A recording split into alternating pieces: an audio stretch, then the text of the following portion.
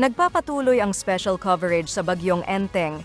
Mahigit 1 milyong katao ang naapektuhan ng Tropical Storm Enteng at ng Southwest Monsoon o Habagat, sinabi ng National Disaster Risk Reduction and Management Council.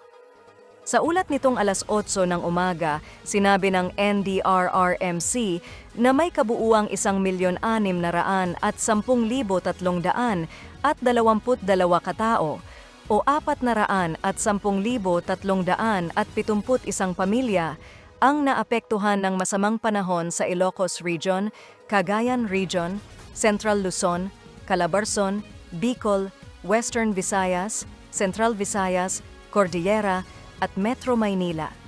Karamihan sa mga apektadong tao ay naiulat sa Bicol na may 1,000,000 at 72,422. Sa kabuuang apektadong populasyon, 36,300